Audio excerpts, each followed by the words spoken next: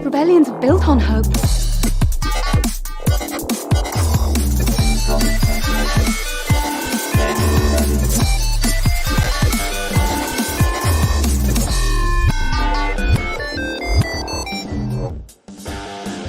And welcome to another episode of Ready Rebellion, a Star Wars podcast. I'm your host, Alberto Calderon, and joining me, as always, is OT1 Kenobi. OT, how you doing today?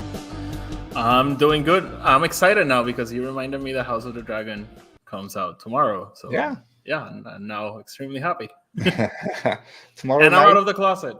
There you go. Literally, you gotta go back to our earlier just episodes. Go back a couple episodes. You see OT's background getting worse and worse, but now it's gonna keep changing. By the way, because next week I'll probably be back in the closet. I think, dude, you gotta be honest. So they have a witness protection program or something. Every week they're moving you from place to place. No one knows where you are. Yeah. I can't wait to finally get settled in. It's gonna take a while, but it'll happen. Eventually. You'll get there. It's no rush. We know moving is not easy. Oh no, I'm taking my time. All right. We'll have a quick show today. Not a lot of big stuff happening in the Star Wars universe. We'll talk about it as always. But first, if you're new to the channel, thanks for being here. Make sure that you're subscribed so you don't miss any new episode. We got a lot of cool stuff coming down the pipeline. Like this video whenever you're watching it. Comment down below, and you know the drill. And what the crap did I do? I don't know. There we go. Okay, we're back. I hit something. Doesn't matter. It's Saturday. It's Star Wars Saturday. Amidala Initiative for Equality Texas. As you all know, there's links down in the description of this video for Equality Texas, for the National Network of Abortion Funds, the What If fundraiser. Help as you can. As always, donate, share, get informed, and vote. Primary starting. Vote. Just voted for the Florida ones last week. So do your part. If you're going to complain, we got to do our part.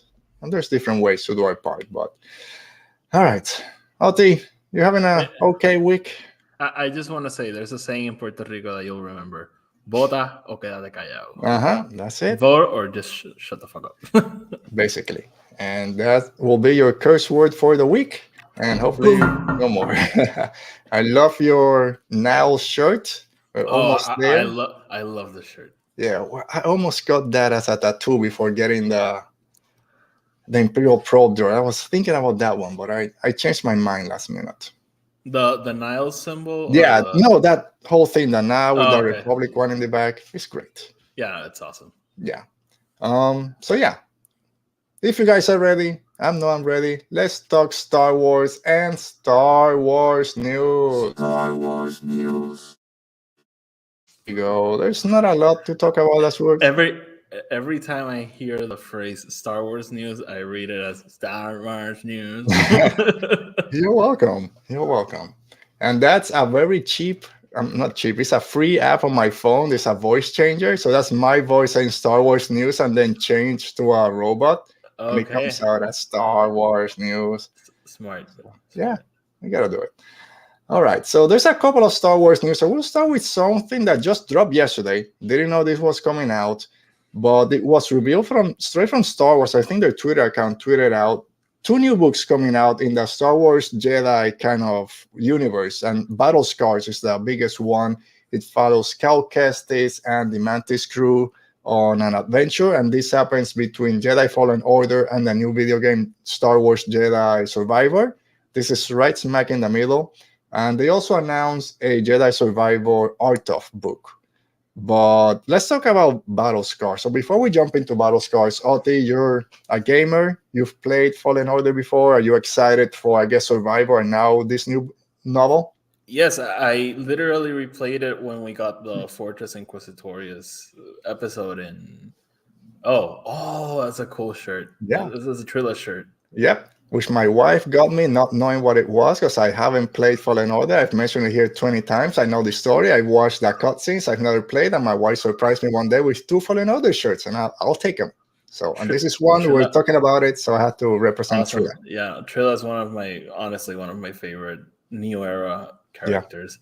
But I literally just replayed it, so I'm very excited for Survivor. We got that I think none of us were expecting a celebration, but we got it, and Yeah, it because was cool. there was no panels. The news of the book, it's like that GIF, a surprise to be sure, but a welcome one, because Yeah. it's Survivor is like 5 years or 4 years after Fallen Order, Okay. so there's a chunk of time there that can be explored, and I think these characters have.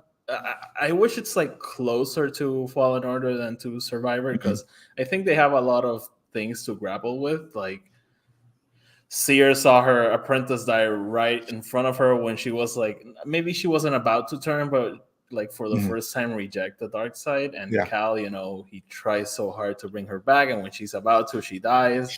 Mirren having to deal with everything that Spoilers. happened. The game came out like a long 3 time years. ago. Yeah. Play the game, please. It's a great one. Yeah. And so everything that just happened, I would just like to see these characters grapple with all of it, and see like Cal maybe become the leader of this group.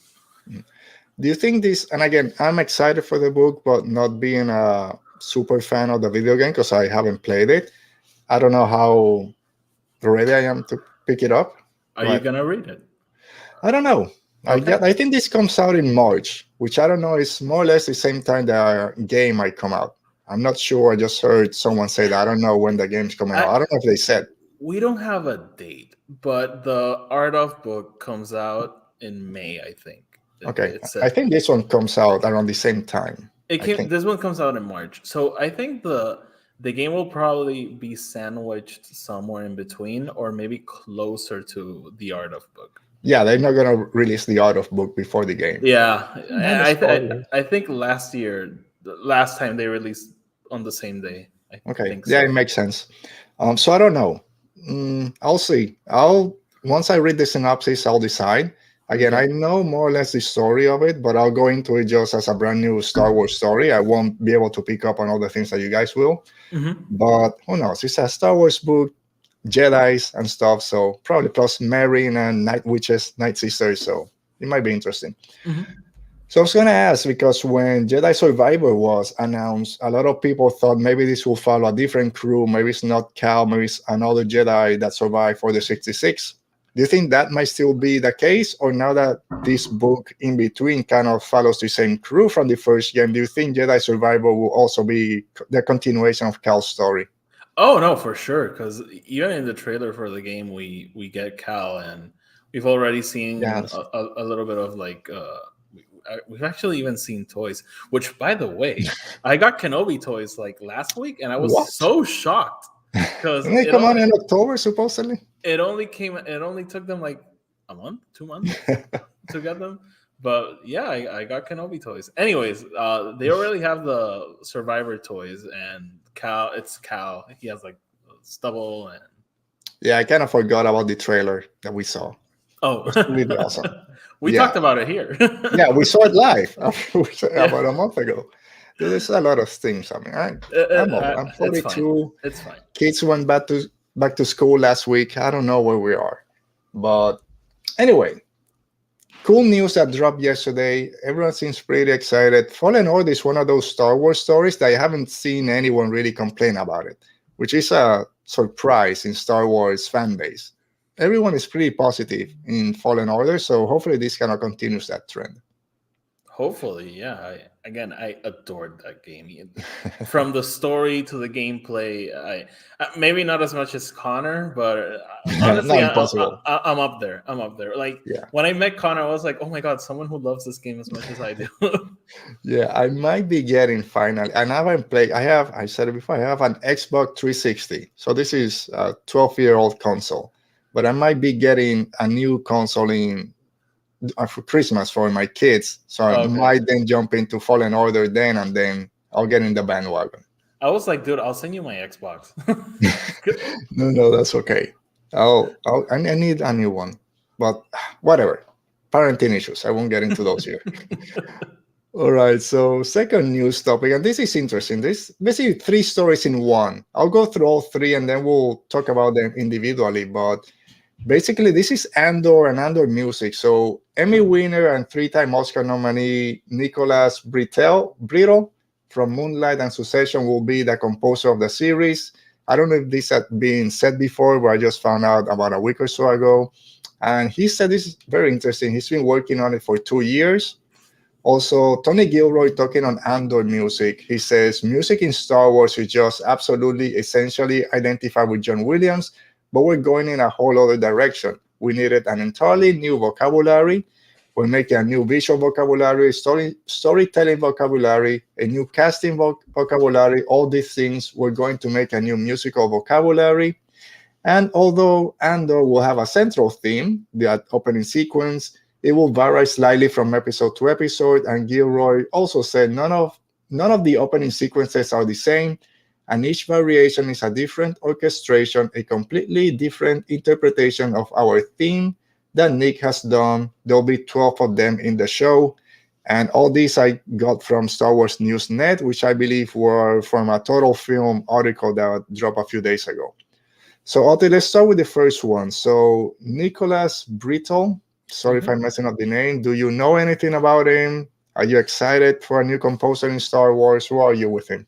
I'm always very excited for new composers. You know, I'm a music guy, so that's one of the first things I latch onto, and I'm usually like very forgiving in the sense that it won't take me out of what I'm watching. For example, I wasn't a huge fan of most of the Kenobi score, but it didn't bother me that much.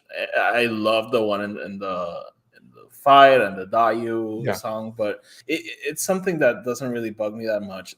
But I usually like also come around on it. When I first saw Rogue One, I was like, this score is like, I don't know. And now I love that score. Sure. So it's weird. It's weird for me. But as I said, I'm very critical, but I'm also like very accepting of it. I am excited. I have not watched Succession. That's the kind of show I need to watch because I know I'm going to obsess over it, but I have not watched it yet. I have heard the theme, and it's a great theme. So I'm very excited for it. And the whole, like, it's different in every episode. I'm excited for it because I'm, like, waiting for the heavy metal version, the jazz version. We'll get to that in a minute. So I've never heard about Nicholas Britell. I haven't watched Succession. I haven't watched Moonlight. I think he did If Bill Street Could Talk or something else. So 10 minutes ago, I played the Succession one. It's a cool one. Most of it is kind of piano. Yeah. Kind of has a vibe that might fit in with Andor, but I don't know. It has I can feel like the intrigue and the political elements. Yeah, so it does kind of give that vibe. Same with you. I love the Rogue One music now. When it came out, the first movie or anything Star Wars, I mean, I guess the Clone Wars, but the first movie that didn't use John Williams, or it wasn't John Williams composing. So it takes a while to kind of accept it. But now it's one of my favorite ones. As soon as I hear a song, okay, that's Star Wars. I know it. I love it. Yeah. But it took a while. And I was going to wait till the next kind of music story to talk about it, but you brought it up. About all these live action series already, Mandalorian, Book of Boba Fett, Kenobi. And I don't know if there's been one that has really jumped out and kind of taken over in terms of new composers. The Mando one now is the most kind of iconic or the most recognizable out there. It's been there for longer. But when I first saw it, I'm like, I don't know what I'm feeling. I love it now. But everything else, Book of Boba Fett was okay. Kenobi, a little better. Same thing. It didn't wow me that much. So I'm kind of hoping to get something new, but at the same time have that feeling that it's Star Wars. Yeah. The Kenobi one, I think it's average, but when it's not, it's great. Yeah. The theme is great. Again, Dayu, the fight. What was I going to say? I totally forgot. I can't remember. Right, so as we go to the second part, and I'll start, I think at least myself might be a bit more forgiving with this one because coming from Rogue One, which wasn't John Williams, and the themes were all different from what we heard in Star Wars, we don't need to hear those iconic themes. We don't need to hear the Jedi theme or the Imperial March. So maybe it fits a little bit better. But what's your thought on this visual or musical vocabulary that we need to kind of separate from John Williams. Where do you fall in this comment from Gilroy? I totally agree. I totally agree. And I'll fully admit I'll be the first person to be like, well, that's not like the Force theme. Even in Mandalorian, That's a weird story. That's a weird story. I had the same reaction as you. At first, I was like, oh, I don't know about what is this, and I agree. It's iconic now. Like, it's like whoa, The little whistle. no, it's insane. So, but to Ludwig Göransson's credit, he totally went his own way. Like, because for example, with Rogue One, Michael Giacchino, he's basically the heir apparent to what Williams is right now. His style is very similar to that, but Giacchino's more on the line of Hans Zimmer, which is just like, let's go crazy and throw all these weird instruments. Like, let's have like an orchestra and then have a guitar solo in it. Like, oh yeah, sure. So I fully agree that Star Wars has all these tropes that it needs to evolve from. And I think it even makes it more special when we bring them back. For example, in Mando, we've had the Force theme, and it's like, oh, there it is. And in Kenobi, when we got the Leia theme, it devastated me. So I really think it's very important to move on from it, and of course, always respecting it, remembering it, and bringing it back when it's necessary, when it fits the story. Not just because, every time they say, we got a bad feeling about this, you got to do it. So, I mean, that's a fun one. I'm totally fine with, but I think you get it. Like, if Star Wars is going to continue, we have to go from what we have. Yeah, and also in Kenobi, it made sense that we didn't get the Jedi theme till the end because Kenobi wasn't there. He wasn't himself. It's by the end when we get it. And same with Vader. When we get the Imperial March, when the Emperor kind of puts him in his place. Okay, I'm back. This is my place. I love Michael Giacchino. I wanted him to come back because he only had like 4 or 5 weeks to do the Rogue One score. And we got what we got. Plus, I just watched the Batman yesterday again. And I just love the movie, the score. Sounds like Imperial March. I don't care. I loved it. I want it a little bit. I've never minded because I always thought Vader and Batman were very similar figures, just physical presences. Yeah, especially at that point in his story. During those 2 years, he's not Batman. He's Vengeance. Anyway. That's a separate one. But even what he does with Riddler's score and Catwoman's score, he really killed it in that movie. So I wanted him to come back, but I understand it's a big commitment for 2 years or 2 seasons, all this stuff, and he's probably booked till forever.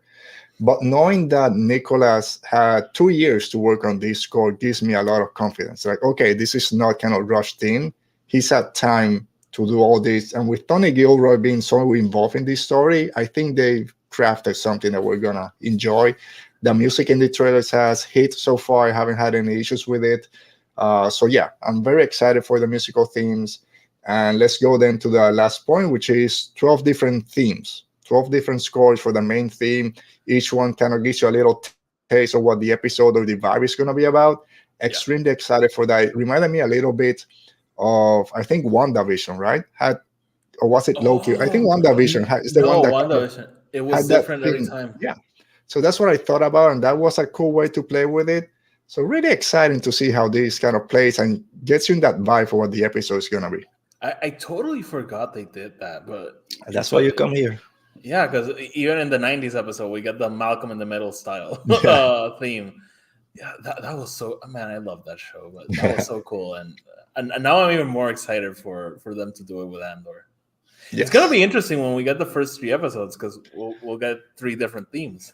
Yeah, man, 3 episodes. I still don't know how that's going to play. I mean, I love it. I don't know. It's going to be something. Yeah. Right. You got to be here that day. I'm going to wake up at 3 a.m. I'm going to wake up at 3 a.m. I'll say it again.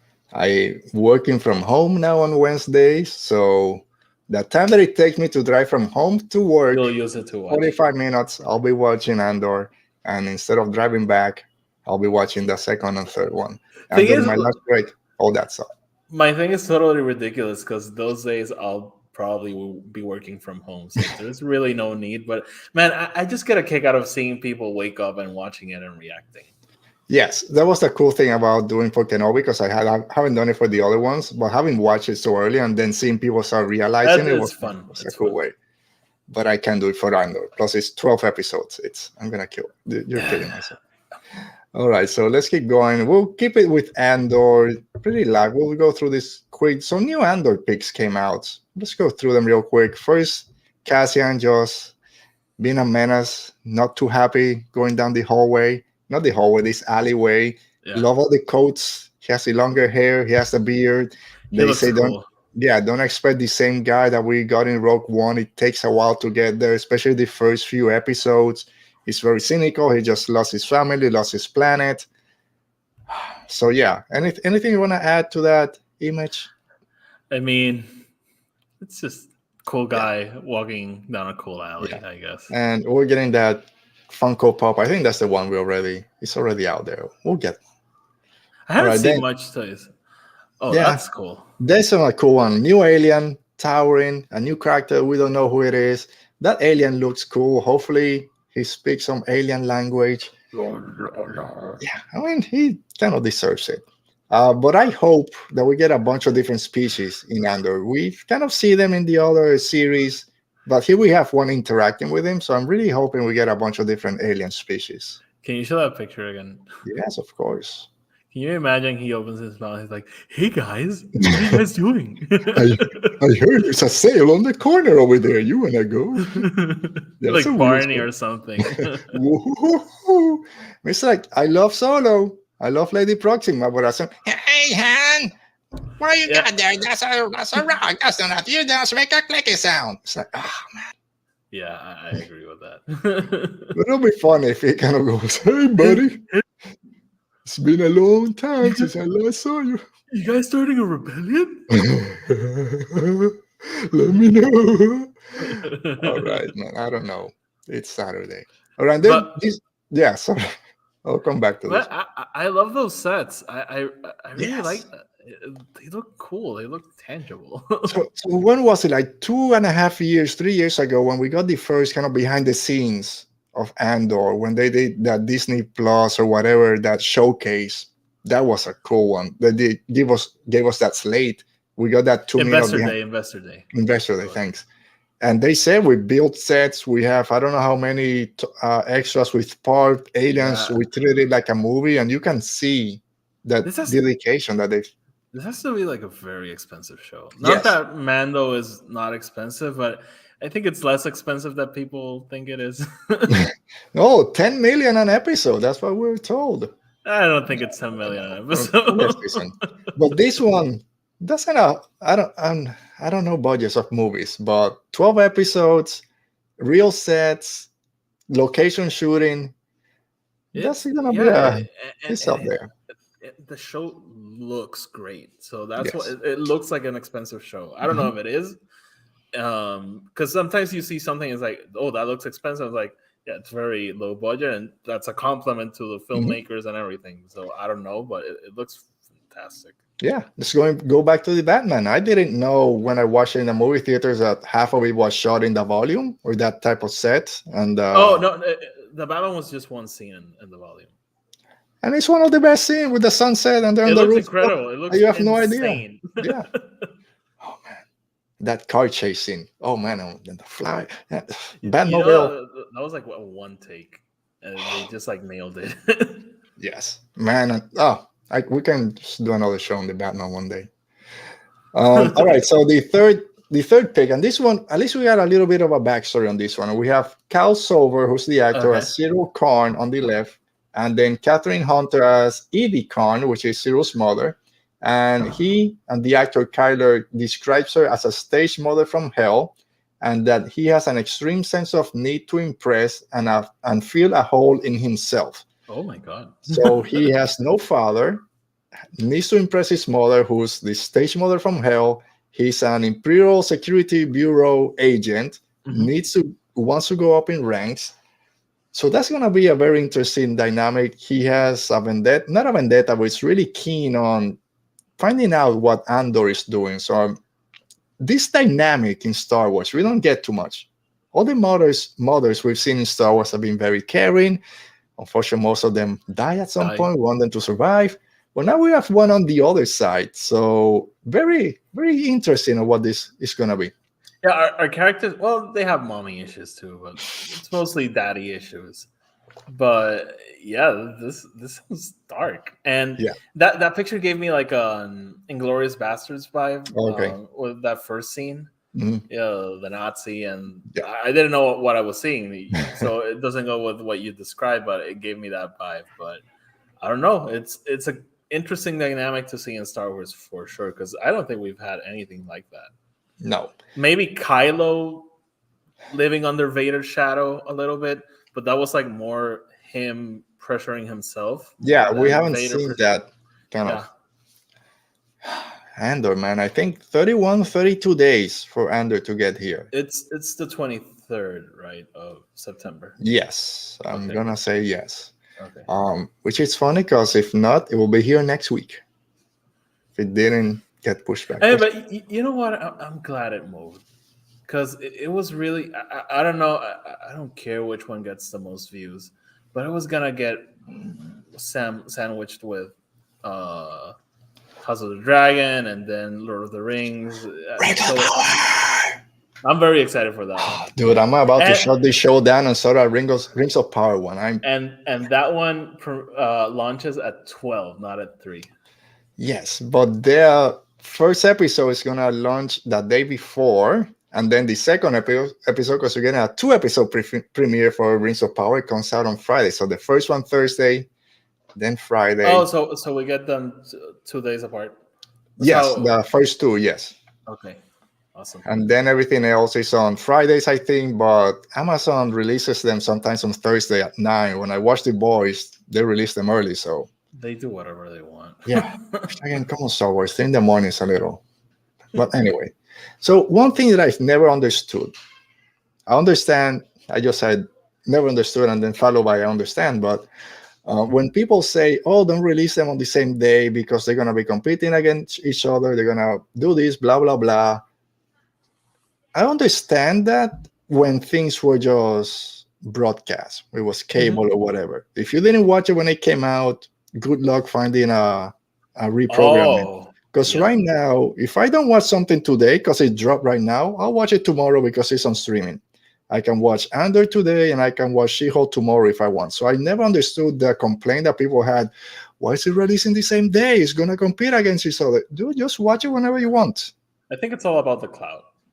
But that's us just creating it because we're on Twitter or whatever. People out there, my kids, my wife, they don't care. When it came out, going to watch it today, tomorrow, over the weekend. No, whenever. I mean in the sense that that's why Disney would move it, because I think they want people talking about Andor for 12 weeks or 9 weeks. Yeah. I see that part, but I understand why fans get so uppity. Oh, we have to have Star Wars on Saturday, Star Wars Wednesday, this on Friday. I don't care. No, just watch it when you want. Create your own schedule. I've done that today. I'm watching this, tomorrow I'm watching that.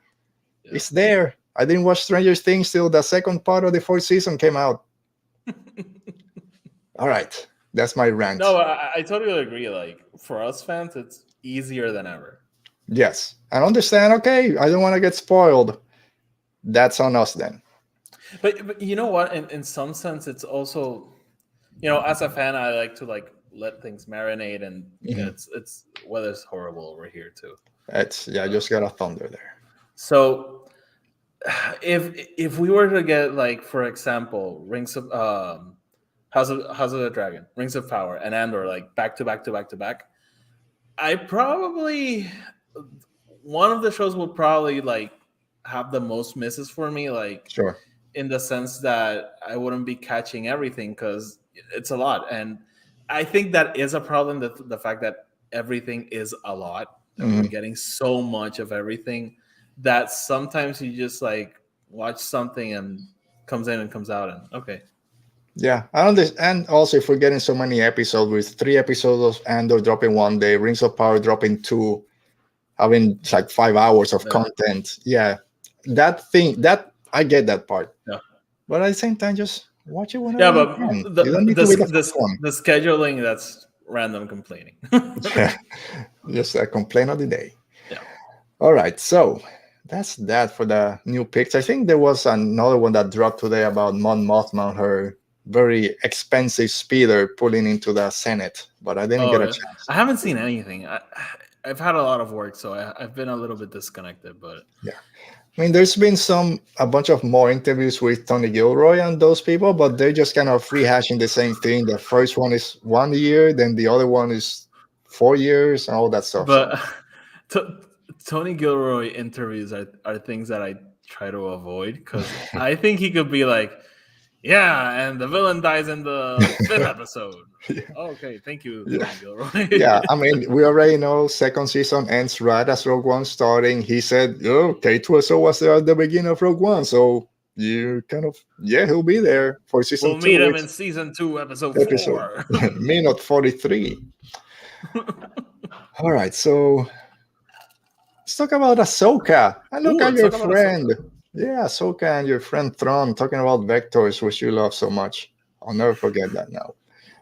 So during an appearance at the Chicago, man, my notes, I put Chicago Comic and Entertainment right there.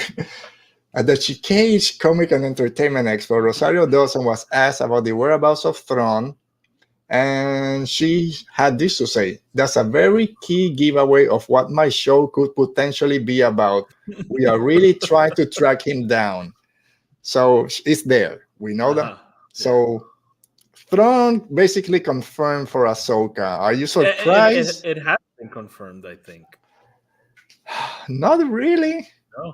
I don't think, because it hasn't been confirmed. We don't know who's playing him. We don't know when this is coming out. So I think this is kind of the first official confirmation. We do know when it's coming out. Ahsoka? It's 2023, but we don't know. Summer 2023.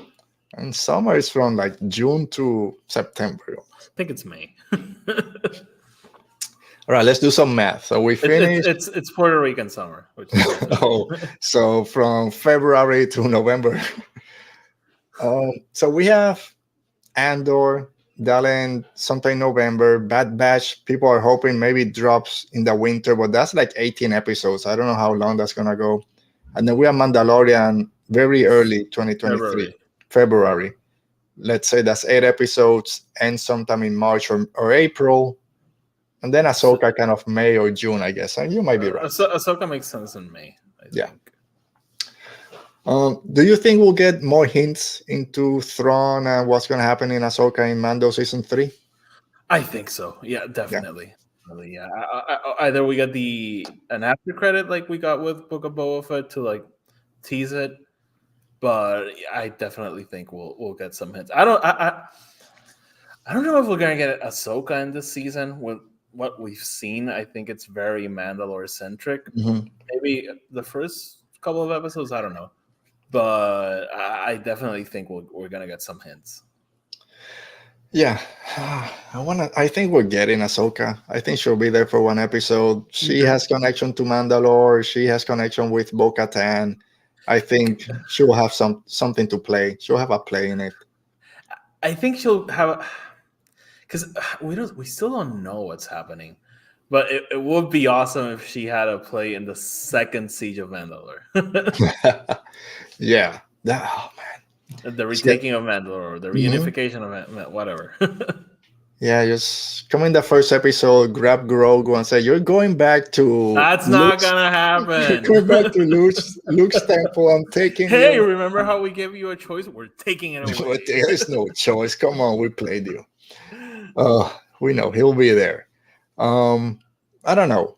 I want just to just give me more. Give me that trailer that they dropped. Maybe we'll get something in D23. And I want to know who's playing Thrawn. Who's playing Thrawn is what I want to know. Nah, you know what? D23 it's too far from February. I don't think we'll get the trailer. I mean, it's out there if you want to look. Oh, it's in one of our chats. Yes, you send it to us on that. What do you call it? Potato cameras or whatever. Yeah. Anyway, so yeah, Thrawn and Ahsoka, we kind of knew it was happening, kind of got confirmed now, I, and then that's a loud thunder right now. I don't know about you. We complain a lot about Thrawn, but I am excited to see him in live action. Yes, I love Rebels Thrawn, and I liked. It's the same actor too, so You think? I mean, I think the Hollywood Reporter thing that hinted at him, it mentioned that it was going to be him. Can't Okay. remember his name right now. Isn't it his brother to whatever? Yeah, it's Matt Mikkelsen's brother. Yeah. Right? So He's the other Putin Mikkelsen, in House of Cards. basically, yes. Whatever his name is, we'll find it soon. So yeah, if it's him, great. It's a little bit older, but Thrawn is there in age also, so it makes sense. So yeah, I'm excited for Thrawn. I like Thrawn. It just, for me, the books just got very repetitive, and that was a problem with it. I just don't like spending time in his head. It's hard. It's difficult being there. I think it's boring. And there's not enough Aralani, so yeah. Aralani. Hopefully she'll make a that's another character I adore. Yeah, she was great. Hopefully we'll get her in this one. Then Rosario Dawson. If she shows up, I'm breaking my TV. And then sorry, Ahsoka, you're done. Thrawn won. Change canon because Arlan is here. Maybe Arlan shows up just to take Thrawn back. So we're going back. You've been here long enough. Come on, buddy. Yeah. What do you do with Ezra? Take him back to the Rebels. We don't care about them. Just take him back. Where was I? All right. So according to Rosario Dawson, Filoni has seen one of the episodes of Ahsoka. He said it was a religious experience. Nothing surprising for Filoni saying that an episode from Ahsoka that he wrote, directed, and did everything was a religious experience. But an episode is out there, at least for some people to watch. Yeah, it's Ahsoka's his baby, so seeing her show in live action, probably a religious experience. Yeah, so that, whatever. I just threw it in there because it was in the same interview. I'm happy for him. Yeah, I don't know. I sometimes complain about Filoni having too much pull in Star Wars, but I guess he's earned it. I think he has less pull than people think. What I mean, I just wish someone else got a chance to play with Ahsoka and with some of those characters that he seems to be too possessive with. Anyway. Yeah. All right. All right, so next topic, and this is a rumor. So rumor. We don't know if it's true, but Plageuis in the Acolytes. So I'm reading now, or I got this from everything else. Like I said, I got from Star Wars News Net. This comes from Dark Side of the Force. It's written by our friend Meg Dowell. She wrote this article that, according to a rumor from Bespin Bulletin, it suggests that Darth Plageuis will appear in Star Wars The Acolyte. So far, we know that the Acolyte will allegedly focus on the dark side of the Force in the end times of the High Republic. So I think we've talked about this before, maybe not. Kind of makes sense that Plageuis will play a role in the Acolytes. Do you think this is going to happen? Is this just another Plageuis is Snoke rumor out there, which we all fell for them? I did not fall for it. Will Plagueis be in the Acolyte? I don't know, man. I kind of wish he does, because I think Star Wars is starting to break a little bit with the mystery of the Sith. Because we don't really know anything about them. Like, people are like, oh, back in the day they were... Nah, that's Legends, bro. Like, it's fine. Like, yeah, you read a book in 1997. Cool. But... I want to start seeing them, and what were they up to? Like, they were hitting for, like, what were they doing? Like, it's time for us to reveal to the Jedi. No, stay there. I don't know. So I wish it's true. Like, I would like to see like a young Plagueis, like being trained by whoever his master was. That it's kind of escaping me right now. So how do you feel about this? Yes, I love the dark side. No, in terms of wanting to learn more about it. We've ranted and raved about Shadows of the Sith so much here the past months. So yeah, give me more. We know the Acolyte is gonna focus more on the dark side, this mystery thriller, I think, in Star Wars.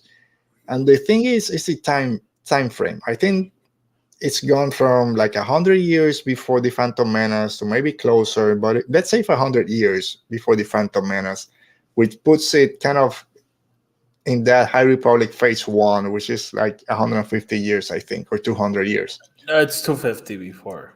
All right, is it okay? But still, it kind of makes sense. To if we're gonna follow the dark side, give me something with Darth Plageuis. He doesn't need to be the big bad or the main focus, but as we go through the season, start giving us those hints that there's Sith out there starting to plot their return. That's I Or want to see that, and give me Plagueis to see how he infiltrates everything. so I've always been fascinated by the idea of non-Sith dark side users and Sure. non-Jedi light side users, like maybe other orders or other religions. So I would be fine if no Sith, but here's this other group that you've never met, and we're gonna introduce them. By the way, they're gonna be the villains of episode 10 to 12. Oh, no. Okay. Yeah, I thought you were gonna know. So the Acolytes of the Beyond, and then you bring Dark Noctis and the Curved Blade and Oh, that X would in be, Trenchard, and then I'm in heaven, and give me all that. could it be about the Acolytes of the Beyond? That would be fun. That if they've been like there for a long time. I don't know. It kind of makes sense that they can.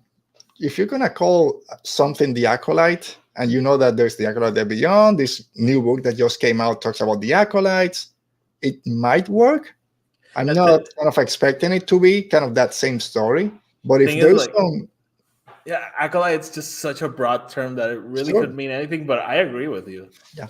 Even if we get some of them kind of in the background, that we know there's this cult or whatever that follows the Sith so much, or the dark side that wants to collect all these artifacts and then bring all these other characters, that might work.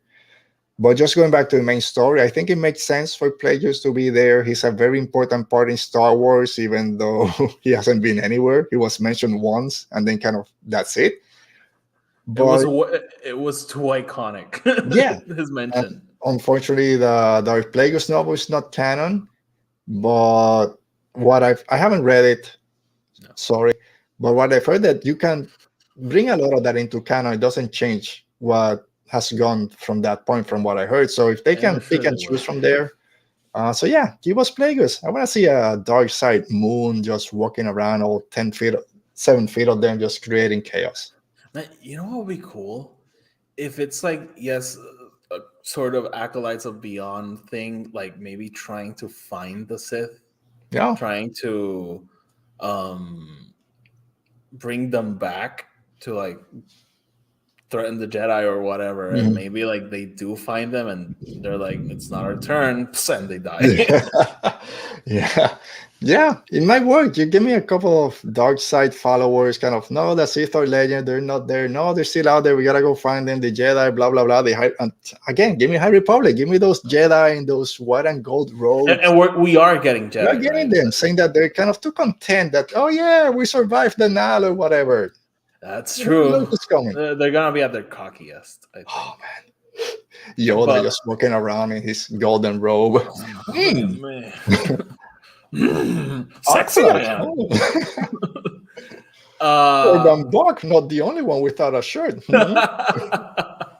But man, I'm very excited for this show. We have no idea when it's coming out, but every time Natalie Holt is her, that's the showrunner. No, you're thinking Natalie Hall is the composer. The composer. What's her name? It's the one that did this other Netflix show. Russian Doll. Yeah. What's the name? Leslie Hetland. Leslie Hetland. Yes. Every Big time brain. Every time Leslie Hetland gives an interview and says anything, I'm like, yes, she gets it. She gets it. She's very excited for it. And I think they start shooting at the end of the year. So this 2023, I think, end of 2023, I think this is dropping, hopefully. Probably late 2023, early 2024. Makes sense. Yeah. All right. So Acolyte, Darth Plageuis, bring it on.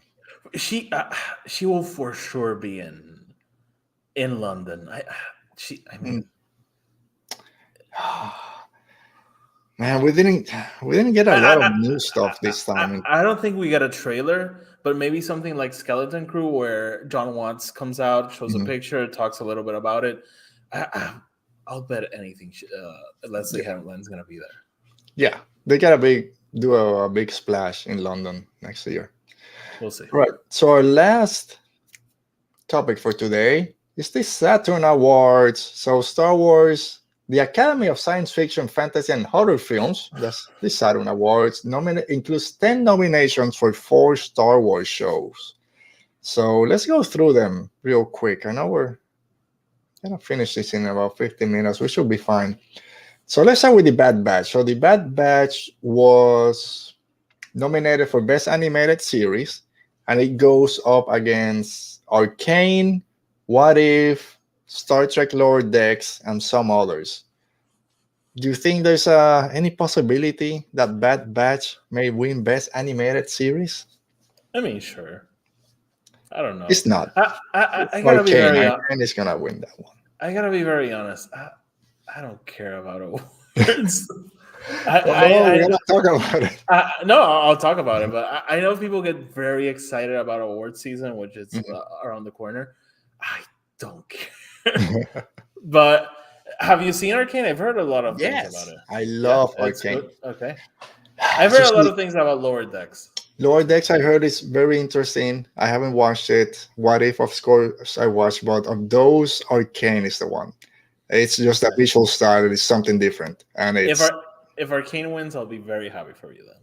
Thank you. And again, I don't care. I don't care who wins. I'm not getting paid for it. But of those, and I there were about 2 others. I just didn't write all of them down. But of everything else, I think Arcane is the one to beat in terms of bringing something new in terms of animation. Arcane was the one. Bad Batch. It looked great, visually. And the story is great. Character. Okay. Just watch it. It's like 9 episodes. Again, It's on Netflix. You can watch it whenever you want because it's there. I mean, and I would say there's a lot of stuff happening with HBO, Warner Brothers, Discovery taking a bunch of shows off the air that people won't be able to watch ever again. So I'm sorry if I say just there and watch it because as we've learned, maybe it won't be at some point. Yep. All right. Then we have the Mandalorian was nominated for Best Sci-Fi Streaming Series, Best Guest Performance in a Streaming Series for Rosario Dawson. Let me look at all my papers here. I got everything in backwards. Right, so where am I? Best Sci-Fi Streaming Series, and it goes against The Expanse, The Orville, Star Trek Discovery, and Star Trek Strange New Worlds. So I think Mando has a chance, but I've heard so many great things about Strange New Worlds. The Expanse is what people out there are loving in terms of sci-fi. Really? I watched the first 2 seasons. I, for some reason, stopped watching, and I really enjoyed it. Okay. I'll be a little bit biased and say I think Mando has a chance, but I also heard many great things about the new Star Trek shows. It wouldn't surprise me one of those picks. Yeah, those Star Trek shows have a lot of buzz around them, so maybe they have the edge. But I mean, Mando's a great show. I'll complain about it. I'll say it's not my favorite Star Wars thing. It's a great show. Yeah, so we'll see. And then also, like I said, for guest actor, and then goes against another Star Wars alum, Hayden Christensen for Kenobi, Rosario Dawson, Jensen Ackles from The Boys, which was great, and Jonathan Majors, who was in Loki. So I don't know. I don't think Rosario Dawson or Hayden is taking that one. There's some great actors. Jensen Ackles is Soldier Boy. Soldier Boy, yeah. He's insane. I hope he wins. Yes, and when he was announced or he was cast, a lot of people were over the moon. Oh, this is going to be great, and I know the name or I knew the face. I didn't know him from anything really, but he just blew it. All his scenes were the best in The Boys. Soldier Boy was great. So I was not excited for him because I did not like his character in the comics, but I was excited in the sense that the show The Boys is so much better than the comics. And that character gets like a major upgrade. And I'm surprised that he's up as a guest appearance because he was there like half the season. Like Rosario Dawson was in 1 episode, Hayden Christensen was Yeah. in a couple, but total like 10 minutes. He has a lot of screen time, but we'll see what Yeah, happens. he's like a yeah. Yeah. Okay. Your show, Obi-Wan Kenobi. So Obi-Wan got nominated for about like 3 ones. So Best Okay. Limited Event Streaming Series, Best Actor in a Streaming Series for Ewan McGregor, Best Supporting Actress in a Streaming Series, Moses Ingram, Best Performance by Young Actor in Vivian Lyndon Blair, and Best Guest Performance in a Streaming Series with Hayden, like I mentioned. So let's go first with Best Actor with Ewan McGregor, and he's up against Tom Hiddleston for Loki, Oscar Isaac, Moon Knight, Anthony Mackie for Falcon Winter Soldier, Anthony Starr for The Boys, and Anson Mount for Strange New World, Star Trek. I'd say Anthony Starr is his biggest competitor. Mhm. I really do think Ewan deserves it. He knocked it out of the park, honestly. Yeah, I mean, I think this is the one that has the most chance for a win in terms of all the series. Really? I don't know. I think Anthony Starr is gonna win it because Or Oscar Isaac, just for I've never watched the Saturn Awards, so I don't know how they vote. I know a lot of people go with the popular vote. Mm-hmm. If we go with best performance, it's Anthony Starr. You can't he owns that role.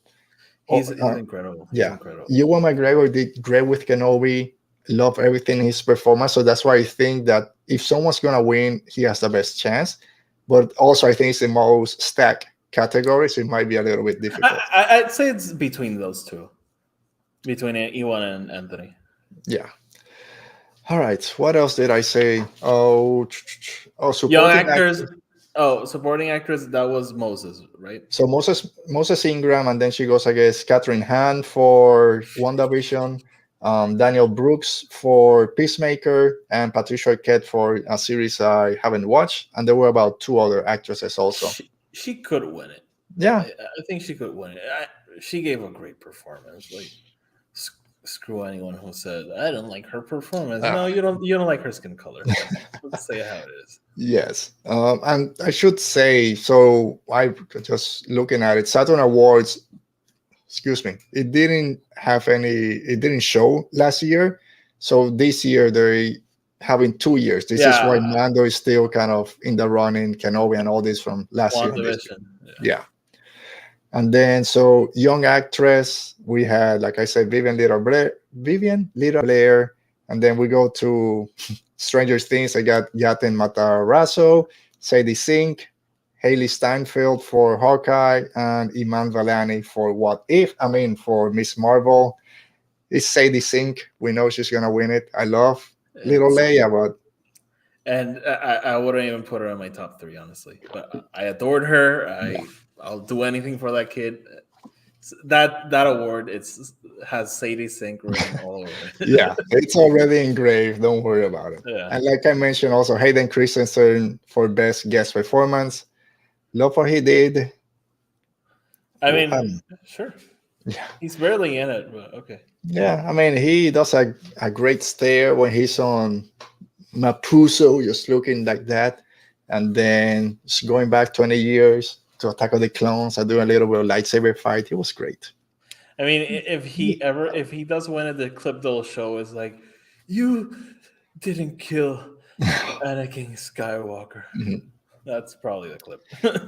It's breaking between Vader and Anakin. Come on, that was lovely. Maybe a little bit more lighting, but okay. And then finally, Book of Boba Fett was nominated for Best Limited Event Series, which goes again with Obi-Wan. I didn't talk about that. So Best Limited Series. So Book of Boba Fett, Kenobi, Hawkeye, Moon Knight, Midnight Mass, Miss Marvel. I think there was another one that I didn't write down, or maybe that's it. And actually, that's one that a Star Wars show might be able to win. But Midnight Mass was good. awesome. I don't know. If one Star Wars show is gonna win, I think it should be Kenobi. Mm-hmm. But we'll see. I don't know.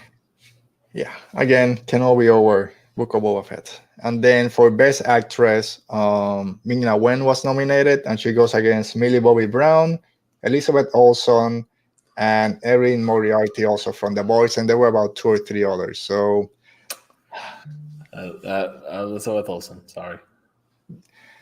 yeah, probably she was great in What If. Wait, it's for What If or Wonder?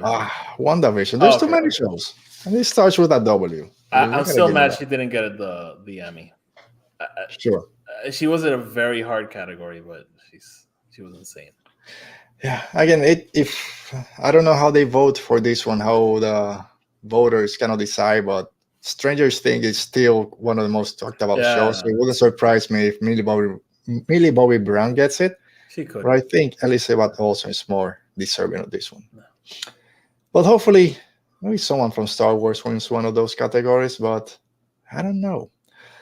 All right. And that kind of does it.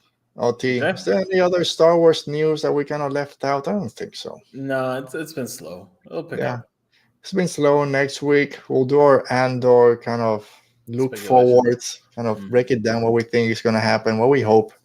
And then we have what else is coming down the pipe for us. Then I think that week after that, we'll do our speculation for D23 and Disney Plus. Say that we kind of already did it, saying don't expect too much, but we'll do an official one.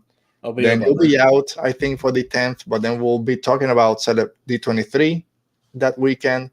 And then on that September 10th, didn't you tell me you weren't going to be here on the 10th? You're not available? Or we're talking about planning the trivia? I can't. Alberto, I have no idea about my schedule. So if you're here, I'll check. Yes, whatever. We're going to be talking about D23 and Disney Plus Day on September 10th, because D23, I think, is the 9th and the 10th. So maybe as we're talking, we're still getting news coming in. I don't know when Star Wars is going to fall, if they talk about Star Wars, wherever. And then the big one, September 17th, is our sequel trilogy trivia championship. Contenders are set. Very excited. Questions are ready. And then we're going to... I worked hard on them. I know. I'll give you a little applause, because most of the questions are yours. They're great. Some I think are even too difficult that I push for the finale. There's one that I'm so proud of. We'll talk about it. You'll tell me. Yeah, we'll talk about it that day. When the question comes, you let me know. You say, no, I'm going to read this one. And then after that is all our Andor shows and all the great guests we're going to have. So, all right. So that kind of does it. I mean, you know the drill. People know, but Oti, down there, right there. Twitter, Instagram, just whatever it says down there. Whatever it says down there or in the description of the video. Same for myself. Thanks to everyone always for joining us live, later on the replay, on the audio when this comes out on Monday. It doesn't matter. Thanks for joining us. Let me give you a little goodbye music. See you guys next week. And so, as always, stay safe, be safe, and may the force be with you.